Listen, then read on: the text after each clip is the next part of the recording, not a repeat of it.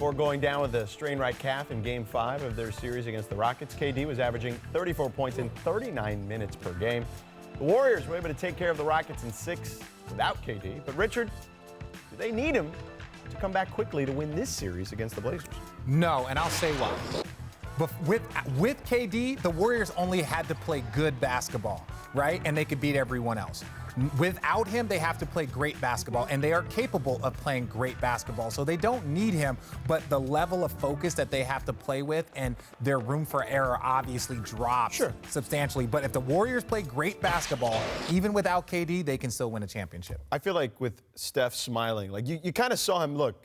He knows that they need KD, but there was a little wry smile on Steph's face when he was doing what he was doing in Houston. Steph's confident. Yeah. I mean, I remember talking to Steph the first year that Kevin Durant got there, and there was a pride to him that he doesn't like to show us sometimes. There's if they didn't get Kevin Durant, like, he still believes that he can go and be the guy. That of course. Win championship. This is a team that won 73 games. Yeah. Without Kevin Durant. Yeah. Right. So I think they're in this place now where they believe they can beat the Blazers. I think they would have a harder time in the finals if they get past Portland because they won't have the best player on the court. Right. Right? If you Yeah, don't have Giannis Kevin would Durant, be the guy. Right. Giannis or Kawhi. Right. Right? If they get to the finals, I don't think they have the best player on the court. And in years past, do you not think Steph is better than Kawhi, is what you're This saying? is what I'll say this. I'll say that Steph, before KD got there, won 2 MVPs. Right. And then he took a step back because Kevin Durant was so great. So I'm not ready to say that Kevin Durant off that team, that Steph isn't a top 2 or top 3 player. Like, you saw what he did in that second half. Right. He had his worst half ever, followed up by his best half ever. So that lets you know that there's a lot more. And him and Klay are both in their prime. Yeah. Right? I agree, it's close. close. But they're both in their prime. look, this series, though, comes down to whether or not the Warriors backcourt can stop the Trailblazers backcourt, right? And when we say Warriors backcourt, I don't mean Steph and Klay trying to stop Damian and CJ. I mean Andre and Klay matching up with CJ and Dame, and that has historically been a tough matchup for those guys. Yeah, no, it's going to be a great matchup. I think the fact that both of these teams are banged up, right? So I think you got to give both of these teams a credit for being so gritty, so tough, not worrying about who's not on their team, who's not healthy. We're just going to go out there and play our best basketball, and I think it's a compliment to them.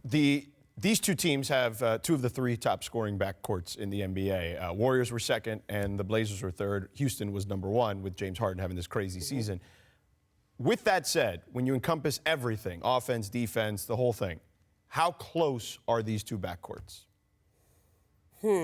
I think I still give the Warriors the edge there. Right? Because I'm also including Andre Iguodala in that. Okay. Because he does take that defensive matchup when they go against Damian and CJ.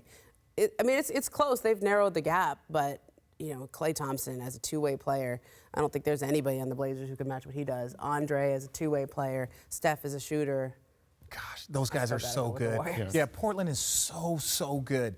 And the only way that they aren't the best backcourt is when they're playing against the 2-time MVP, the 7-time All-Stars or 8-time All-Stars between the 2 of them, and all of the championships, the 3 championships on pace for a 4th. That's the only time that backcourt isn't the favored backcourt, in my opinion. Right.